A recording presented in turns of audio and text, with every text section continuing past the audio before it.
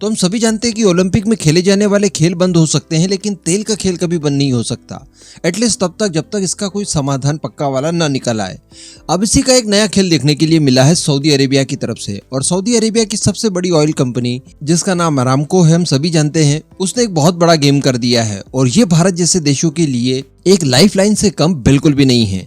तो आज इसको लेकर डिस्कशन करेंगे कि सऊदी अरेबिया की तरफ से क्या खबर निकल कर आ रही है, और एक और खबर जुड़ी हुई है सीधे हमारे खजाने से। अब बताया जा रहा है कि केवल $57 बिलियन और चाहिए, जिसके बाद हम लोग एक बहुत बड़ा मुकाम हासिल कर लेंगे। तो चलिए सारी चीजें मैं आपको डिटेल में बताने जा रहा हूँ, आप बस चैनल को सब्सक्राइब जरूर कर लीजिएगा। तो देखिए, जब रशिया यूक्रेन वॉर शुरू हुआ और रशिया ने अपने क्रूड ऑयल के ऊपर भारी भरकम डिस्काउंट देना शुरू किया, तो दुनिया के ज्यादातर देश रशिया से क्रूड ऑयल खरीदने लगे। और सबसे बड़ी बात कि इनमें वो दो देश भी शामिल थे जो कि बहुत बड़ी क्वांटिटी में क्रूड ऑयल खरीदते हैं, यानी चाइना और भारत। चाइना जहां पर क्रूड ऑयल खरीद के मामले में दुनिया का दूसरा सबसे बड़ा देश माना जाता है, तो भारत तीसरा।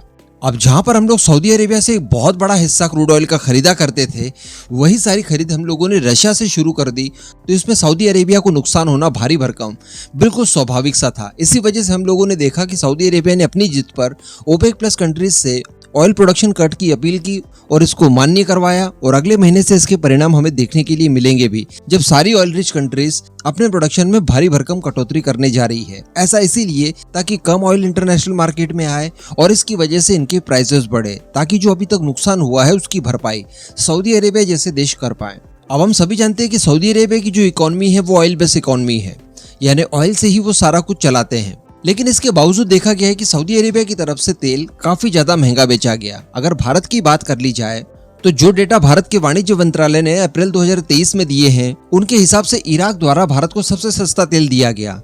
यानी यहाँ पर आप ये भी देख पा रहे हैं कि रशिया की तरफ से जो लगातार डिस्काउंट में कटौती की जा रही है, उस कटौती का परिणाम देखने के लिए ये मिला है कि इराक का तेल अब रशिया के तेल से भारत को सस्ता पड़ रहा है। क्योंकि मैंने आपको कल या परसों एक वीडियो में बताया था कि रशिया के द्वारा जो डिस्काउंट दिया जा रहा था वो इतना कम हो चुका है कि अब प्रति बैरल केवल 10 से $5 के बीच में वो रह गया है। तो इराक की तरफ से जो प्रति बैरल कीमत लगाई गई वो थी $76.19। इसके बाद अगर बात कर लीजिए रशिया की, तो रशियन क्रूड ऑयल की प्राइस थी जो भारत को मिली वो थी $76.92, यानी यहाँ पर प्रति बैरल 70 से 75 सेंट ज्यादा लिए गए रशियन क्रूड ऑयल को लेकर। जबकि अगर बात की जाए सऊदी अरेबिया के क्रूड ऑयल की, तो वो पर बैरल हमें पड़ा $87.66। तो प्रति बैरल लगभग $10 से भी ज्यादा महंगा पड़ा हमें सऊदी अरेबिया का तेल। और यही कारण था कि भारत ने इनसे भारी कटौती करते हुए रशिया से तेल खरीदना पसंद किया। अब ऐसी ही कुछ स्थिति चाइना की तरफ से भी थी। चाइना द्वारा भी सऊदी अरेबिया से तेल कम खरीदा गया। फिर बांग्लादेश को ले लीजिए,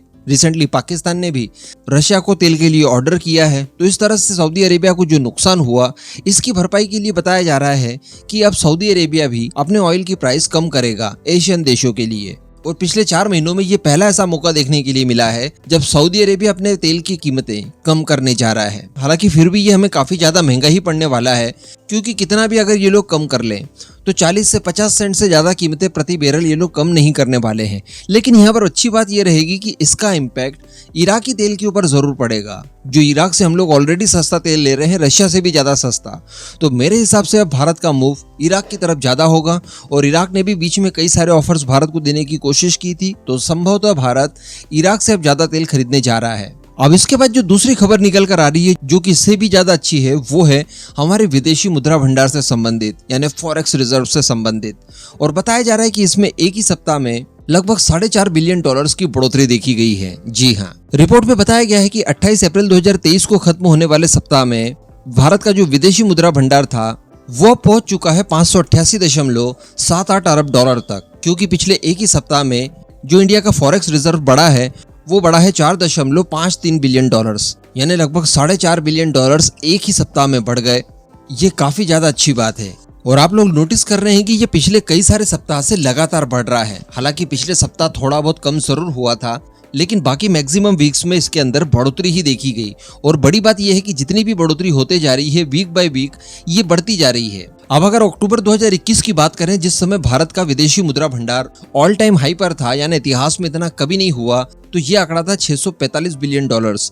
तो अब आप थोड़ा सा कैलकुलेट अगर करने की कोशिश करेंगे तो केवल 57 बिलियन डॉलर्स और आ जाते हैं, तो हम लोग उस आंकड़े को छू लेंगे। और इस बढ़ोतरी के पीछे का कारण माना जा रहा है विदेशी इन्वेस्टर्स का भारत की तरफ आकर्षित होना। और अभी कल ही मैंने आपको एक वीडियो में बताया था कि भारत की जो करेंसी रुपया, उसकी स्थिति भी डॉलर के मुकाबले लगातार मजबूत होते जा रही है। उसके पीछे का कारण भी था विदेशी इन्वेस्टर्स का भारत की तरफ आकर्षित होना। तो अल्टीमेटली आप सभी क्षेत्रों में देख पा रहे हैं फाइनेंस से रिलेटेड भारत की जो वृद्धि है वो काबिले तारीफ है। फिर हमारी करेंसी स्ट्रांग हो रही है, हमारा फॉरेक्स रिजर्व स्ट्रांग हो रहा है, हमारी इकोनॉमिक ग्रोथ रेट दुनिया में सबसे ज्यादा बताई जाती है, मंदी के चांसेस न के बराबर हैं, और कहने का मतलब हर तरफ से जो संकेत मिल रहे हैं वो काफी शुभ हैं। अब इन दोनों ही मुद्दों पर आपका जो भी मानना हो नीचे कमेंट करके जरूर बताइएगा।